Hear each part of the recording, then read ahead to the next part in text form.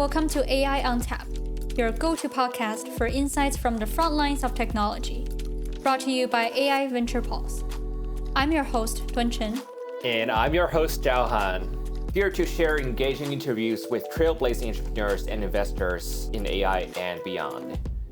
Don't forget to hit that subscribe button and check out our latest newsletters at www.aiventurepulse.com. In this episode, we have Imtiaz Shams, the founder and CEO of Phlox, talking about his experience building the future of animal welfare with AI. Imtiaz, thank you for allowing us to interview you. Yeah, thanks for having me. You've been working on Phlox, so maybe tell us a little bit about what it is and what sort of role you play and how are the milestones so far? Sure. So, Phlox is basically applying computer vision and other types of artificial intelligence into chicken farming. Right. So if you eat chicken or you think about chicken, they're usually made by essentially a few players in every market. Yeah. And a lot of how chicken farming is done is very bifurcated. So on the one hand, the industry is extremely roboticized and automated in the factories. Right. But when it comes to the farms, it's still kind of old school. They even use fax sometimes. So we're kind of applying computer vision, cameras and computer vision to that space. In terms of how I got involved in it and what my role is, it's a little bit complicated. So I'm from an AI venture builder, deep tech venture builder called Post-Urban Ventures. I was one of the founding partners. We have about 13 companies in that portfolio. Right. Ranges from synthetic data to chicken farming to broccoli farming. It's all over the place. But the core crux of it is deep tech and scalable deep tech. So I was doing that, and Phlox kind of was one of the companies that was my baby. Right. And there was a bit of a management issue which we needed to figure out, and I decided to sort of step up and become CEO, which up till that point, worst idea ever. I was like, I don't ever want to be CEO. I've had multiple companies like try to put me interim or full-time. I just didn't want to do it. Yeah. But I thought, I'm good at starting companies and getting companies funded. How do you scale? And scale is so rough, right? Yeah. It's such a different skill set. So that's kind of why I went, okay, let me put all my chips in this basket and do this. And that's what I've been doing now for the last couple of years. Chicken was like, because I'm from city, so I don't know anything about chicken. But then thinking about in middle school, we actually visited a chicken farm, and how do you do things in an industrialized way? Absolutely, and just And chicken is one of the few. It's one of the most profitable investments a bank can make in agriculture because it's not subsidized. It's one of the few unsubsidized industries because they make money, right? It's one of the few ones, but it is such an odd industry because of how much money they make, but also how it's like a small group control the whole thing. Yeah. And I'm a city boy too. I never grew up in close to farms, but I eat chicken twice a day, like once a day or something like that. I never think about it. Right? And if you're a nerd, female, male, it doesn't matter. If you're a nerd, you think about the things you do because you go, why do I do that? Like, where did chicken come from? I mean, it came from the bamboo forest of China, and it evolved, co-evolved with us. Was not a popular meal until World War II. Then because it's cheap and its feed conversion is so good, America started growing the hell out of industrial chickens, and then we in the UK came and brought it here, and the same rest of Europe. It's like you learn about, and it was actually a woman who did the first industrial chicken farm. Wow. Her name was Wilma Steele or something like that. So she accidentally bought 400 baby chicks instead of 50. She was like, "Oh no, I made a mistake," and she put them in a like a little truck thing, and bought loads of feed for them. And then it was so successful, she started doing that professionally, and that was the first chicken farmer professional industrial chicken farmer in America. Wow! Like we don't know that, right? But like chicken, as we have it now, was invented by a woman, and we don't know that. And the history is so fascinating. The amount of work on genetics, a lot of like human genetic work comes from animal farming advancements that they made, right, on genetics. And there's obviously all of that animal welfare stuff. So people are becoming so conscious about food. And we see that in the retailers. Like in the UK, every retailer is going towards better welfare, every single one. Yeah. And I meet the heads, they're all moving toward it. Yeah. And it's coming to Europe, it's coming to America, it's even coming to Latin America. You can't export unless you meet certain standards. So everyone knows this is coming. Yeah. The question is timing. Well, if you can make money while also treating the chickens with the care you want to treat them, isn't that good? It's a win-win-win for everyone. So that's kind of what we're trying to do. Right. So I guess for us and also a lot of our listeners who are from the tech world, we're not that familiar with the agriculture world and their needs. So is there a learning curve for you? How do you absolutely get up to speed with it? I think what's quite interesting is if you look at who our investors are, they're all deep tech. So people who made all their money in Microsoft and Yahoo back in the day. And their view is everything is going to become digitized first, and then there will be AI everywhere. So if you take that position, it doesn't matter what industry you're getting into. Everything's going to become more innovative and more advanced. The question is always timing. So for me, I always like problems that people are afraid to touch or they don't want to think about. Yeah. So, yes, you can try to make the next Facebook, but people don't really think about chicken. They don't think about agriculture in general. I think recently it's starting to be a thing for tech people because COVID made us think about food, but there was always the weird ones who were thinking about food well before COVID, and I think we were part of that. We were thinking about agriculture as like the next wave. Yeah. It probably took longer than we thought, to be honest. It's only now starting to be sexy, in that world, in the tech world. But I think one of the most important things to understand with agriculture is you're fighting two things. One, deploying deep tech in agriculture is tricky because it's farming. It's hard to deploy deep tech at scale. Second is it is quite a fragmented sector. Yeah. And it's also consolidated. It's both. It's got huge oligopolies, but with thousands of farmers. So how do you build products that the farmers are not going to hate because they feel spied on? Yeah. The oligopolic people are also going to think that you're making money for them. Right. While also thinking about the fact that agriculture is one of the biggest components of greenhouse gases and climate change. True, right? yeah. And the chicken side, there's also the animal welfare. So when you put it all together, not only is it a tough nut to crack, it's also a fascinating nut to crack. If you meet agri-tech people, we're all a little bit weird, right? They're all a little bit odd. They've got it into it by accident often, or maybe they were farmers who got into tech. But they all get the problems of agriculture. I would say they know how damn hard it is to sell, right? Yeah. But they also know how hard it is to build for agriculture. So how would you say, what's your main customer and how do you crack the market, given we're talking about these, that this is a sort of a niche market, I guess? Yeah. It's a niche $250 billion market. So it's a big market. Okay. It happens to be niche, right? Yeah. Because you're not wrong, especially chicken. Yeah. I would say 20 to 30 people run the entire world for chicken. And if you include eggs, that's a $500 billion sector. Right. So you don't get TAMs that big very often. Yeah. And that's the most important thing about how do you enter this market. I think when a lot of people get into agriculture to do tech, they go for the farmer. Because that's what they know. They know farmers make. They don't understand the power is not with the farmer in this sector. Okay. The power, you have to find where the power is. In chicken, it's the integrators, the people who own the contracts with the retailers. Yeah. And they often even dictate to the farmers what feed you use, what chicken genetics you can use, The farmers have a better power, especially in the UK, but not really. You know what I'm saying? But they are your users, so they have to be happy. And then you look at, let's say, crops, it's even more consolidated in some ways. So I think the first thing someone needs to do when they enter this industry is forget everything they know because you probably don't know anything and go talk to people who've worked in the sector for 20 years. And they're so friendly. They're so open with information. In some sectors, there's a bit of a tit for tat. You tell me something else. Not in agriculture. People love helping. Okay. Right? They're very excited if you're willing to listen. And I've been very lucky that I've got so many mentors who've helped me in agriculture as I've gotten into. I'm not a chicken farmer. I don't know anything about chicken. You talk a little about the feeling about being spied on. I know that happened a lot in some other industries. Yeah. The farmers are already reporting a lot and they're already being watched because if you deliver a bad batch of chickens, the factory knows. Right. So it's not like they already don't have information. The problem is the lack of transparency is sometimes valuable to certain actors in that chain. Yeah. So there's these incumbent advantages you have if you own the information.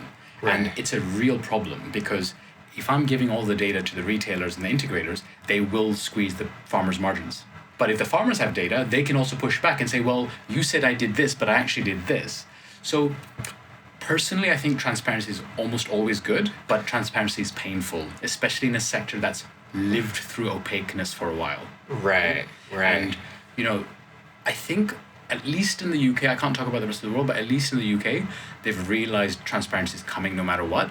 Yeah. Right? So they are willing to try things like this. But I think with the farmers, their problem is that they don't even know what the technology is going to look like for them day to day. So they don't know what, you've got cameras in the sheds, but what does that mean? Yeah.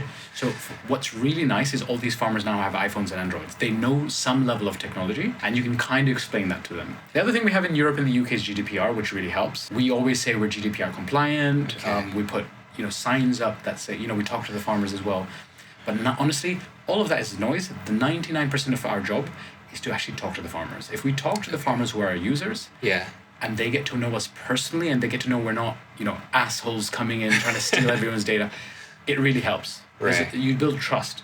But can you see how hard that is? Because you've got thousands of farmers and only a few customers running the country. So you really need to think about how you scale and how you service properly.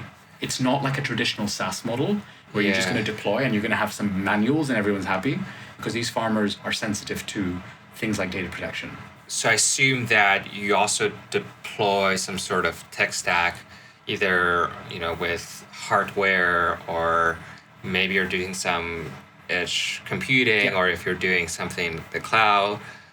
So how do you orchestrate that, and how do you price different things? And I think the fact that you were able to guess kind of half of our stack is quite good. So that's exactly what we do. We do on-prem processing, but we use the cloud for remote access and things like that. We have off-the-shelf cameras in the chicken sheds. Right. There's a little bit of proprietary stuff in there that I won't talk about, but essentially we're using everything off the shelf. And where we focus is the computer vision models. So we make our life very hard, because we're using models that you can borrow from like autonomous cars and drones, right?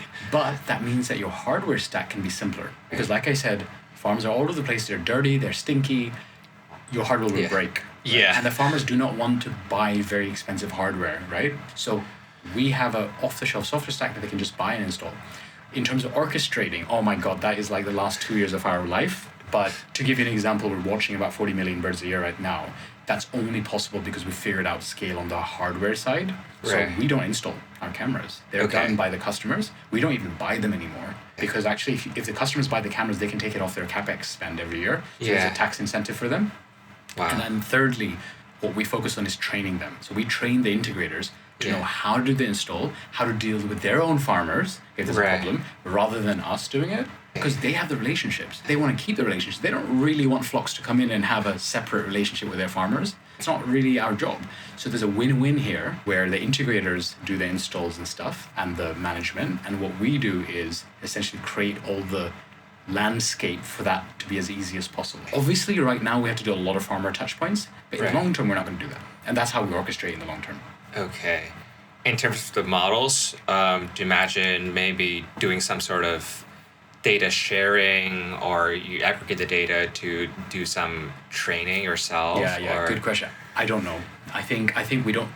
This is a land grab play for me. We want to get into as many chicken sheds as possible. There's about 350,000 in the world. So I don't know until I have enough land. I'll be honest, because this is a very political sector. So you go from being ignored to then you go from being like, people get interested in you, to then people get kind of afraid of you, and then they want to negotiate deals. Right? And then you get big enough that you can set deals. So there's a path we're on. And I think we're very lucky we have very good strategic partners in this industry, because they can manage some of that politics. Like, there's only so much I can do. I'm a minnow in a very big fish pond, right? So are there any potential markets that you might try to expand to that, similar in structure? I'm absolutely doing that already, actually. So in chicken, for meat, Latin America. So Latin America is the biggest producer. It's also the biggest exporter. So at the moment, we've got 2 strategic partners coming in from Latin America, quite large companies. Between them, they do about just under $1 billion for chicken and a year. So they're coming in with us to do that. I think the obvious next step after chicken for me is eggs. There's so much focus on like cage-free and welfare there. And the second would be turkeys. So we work with one of the largest turkey producers in Europe. And turkeys are essentially big chickens. They're just more violent, right? So there's more of a need to have a remote sensing system for turkeys. So we are looking at turkeys as well. But, with a startup, there's always lots of opportunity, and focus is the hardest thing. So we're really focused on meat right now. Just the quantity of meat humans eat, the way that's growing. In developing countries, that's how people get protein. Yeah. As they get wealthier and wealthier. Right. So we see that market growing the most, and that's also where some of the biggest welfare challenges are, like animal welfare and animal health, right? So that's where we're focusing at the moment. Yeah. I guess moving on to talk about the highlight and lowlight through the process, what developments have surprised you in a positive way and what have surprised you in a negative way, and any advices that you would give to our listeners about overcoming those? I mean, it's really easy to look in hindsight and go, this is what I should have done, right? Yeah. But I'll tell you what we did that was right and wrong. So initially, we focused on extremely simple hardware, and therefore it simplified our models. For example, we put 15 cameras in a chicken shed, right? Yeah. A chicken shed is 100 meters by 20 meters, so we put 15 cameras in there. Yeah. That meant that our models could be simple, because they're just looking at, it's fixed cameras, right? Yeah. And that meant we could develop a little bit faster to get the traction, to get pilots, to get big customers. And that worked. We got big customers. Yeah. Guess what happened when we got the customers? Suddenly we were like, well, we can't scale 15 cameras in a chicken shed across, hundreds of sheds. So then we had to go completely rework the system. So now we use 3 cameras, but they're very advanced cameras. And what that meant is we had to rework all the models for these new cameras. And it was like almost 5x more work than the initial sprints, right? Right. Because we're going from simple but bulk hardware with simple models that any lab student, any graduate student could kind of put together, to like actual autonomy. Okay. And that jump is like, no one tells you how hard that is. Yeah. And the type of people we had to hire, our burn went up 3x. Like the type of people we had to hire were people from drone companies and driverless car companies, right? Yeah. But that was a good decision, because now we can scale without a problem. Now the type of models we have, we can defend. And it's not very easy for any chicken company to go and find someone who used to work at Google, their autonomous driving thing, or a drone company. It's quite hard to hire those people. They need to see that you know what you're doing. So I think one of the moats we've created through this pain that we went through was we know what scale looks like for thousands of sheds. And we've got the groundwork for it, right? And I think the second thing I learned is, just because you know this doesn't mean your customers know it and your investors know it. So educating people as the difference between a normal computer vision model and autonomy has been very interesting. Like I do that a lot. I educate. So, when I speak to a new chicken company, I always learn. I'm like, tell me about what you're doing, And I really feel they love telling it to me.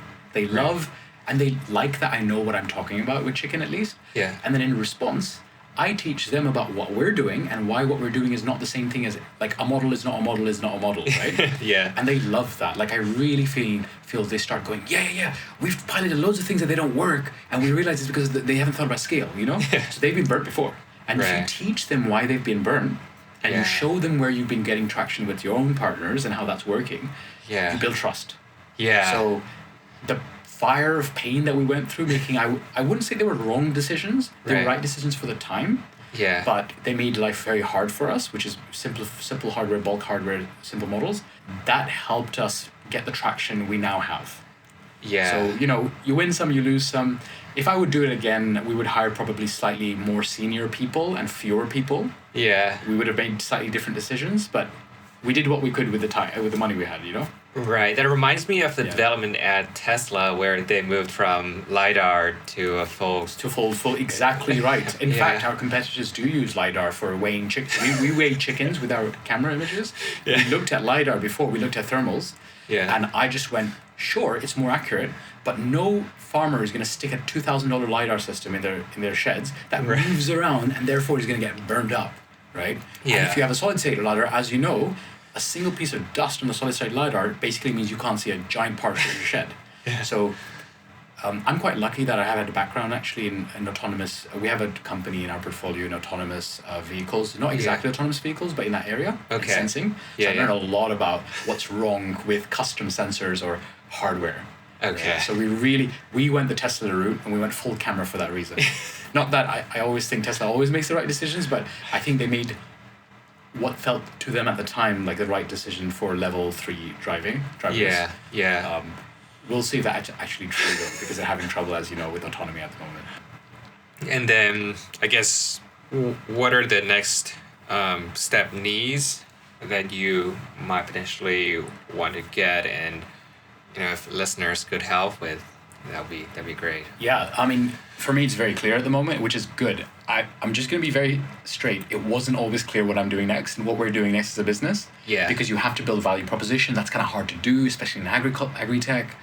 You need runway and all that. So we're currently closing a round. We have most of the round there already. And it's a decent enough size that we'll be able to run for a while. Yeah. We have fantastic customers. I mean, like 10 out of 10. When you name drop them, if I name drop the customer to a random person in the middle of Chicken Valley in Australia, they know them. You know, it's like that sort of size. Yeah. But when I say they're fantastic, it's not their size, it's the way they work with us. Okay. We're kind of within the family in a lot of these companies now. Yeah. Because these are often family-owned companies. Oh. So they're multi-billion-dollar family-owned companies, right? So we got in with a lot of these people now, and it's painful because, you know, you're showing them tech that doesn't always work 100%. Yeah. But the trust is there. They trust us, we trust them. They've also messed things around, and, you know, because chicken companies are all crazy companies, right? But because of that, we have that trust. So we are en route to try to expand our sheds, you know, from the 40 million birds to probably 400 million in the next 2 years. We want 500 million birds in the next 2 years if we can, right? Wow. That would be, because you're on the map then, right? Yeah. And it's not crazy. If you look at the numbers, it's not actually crazy that we can do that. The second thing for us is value. Like, a lot of startups will bullshit what value proposition they have. Yeah. Because it's very hard to say, my product makes $100,000 a shed. It's hard to say that. These customers are giving me open access to their P&L accounts for their farms. So they will tell me how much I'm actually making them. Which you usually can't get with the customer because that's how you negotiate with them. But because of the type of relationship we've signed, they're comfortable with it because they also get an uplift if we make them 100,000, we then know we can charge 10%. That's my SaaS revenue, right? Wow. And at the moment, I have a SaaS base, but I don't know how much I should charge. And some people tell me I'm charging way too little, and some people say that you've got to charge more when you have more value prop. So that's what this year is about for me. Right. Like, honestly, like as brutally honest as I can, no startup really knows their value proposition. True. Even Series B companies I've come across don't really quite know, right? Right. And it's a bit like my CTO always says, what's the value of Slack? Like, you know Slack is valuable, right? But how do you figure out that it's making your business 200 grand a year? Yeah, it's kind of hard, right? With the chicken one, it's slightly easy because the KPIs are global. So like how the chickens are eating, whether they're dying, if they've got health problems, there's a financial value to that. Yeah. So that's what we're trying to figure out next year. Right. And the good thing is, you know, you figure that out, then you do a multiplication by 350,000 chicken sheds. That's your TAM. Yeah. And then you know what your valuation should be. Right. It's like, that's where I want to get to. I want to have concrete value prop. And then the last thing is really just getting that product out. And people loving it. Like, I would say at the moment, people use it every day. Yeah. They have saved money because of it, for sure. We've caught events that cost $5,000 here, $10,000 here. But that's not enough for me. I want people to be like, I can't live without flocks in my sheds. Yeah, wow. And that's why we're not scaling like crazy. Because we want to scale with our customers that we like. If they can't tell me that, no one else is going to tell me that. Does that make sense? Yeah. And in terms of how people can help us, I mean, you know, it's funny. You talk about chicken. People laugh first and they're like, oh, that's kind of an interesting, I never thought about that. And then they go, wait a minute, my grandma used to grow chickens, you know? Everyone kind of has a weird relationship with chicken. Yeah. And you'd be surprised, like, when you talk to people. So if anyone, you know, has some relationship with chicken or they've got a family member in it, or, for example, they like what we're doing and, you know, they've got a background in autonomy. We love talking to, like, techies who get scale. You know, we're going to be hiring after this round soon, so we're looking for really people who are at the edge of like autonomy and stuff like that, who maybe are a bit bored of working for another driverless car startup and maybe want to apply it to chicken. Right? So say hi to us. So that's all for today's episode. Imtiaz is also the co-founder of Post Urban Ventures, a deep tech VC based in London. Although he's fully concentrated on his work at Flocks now, he loves helping entrepreneurs on their growth path. He gave me some really nice advices on evaluating the team from an investor's perspective, as well as how to build a team from the founding team's perspective. So feel free to reach out to him, and his contact info is in the episode description. This podcast is for informational purposes only and is not intended as financial or investment advice. We do not guarantee the accuracy, completeness, or timeliness of the information presented. This podcast is not an offer or solicitation for the purchase or sale of any financial instrument. Thank you for subscribing and see you again soon.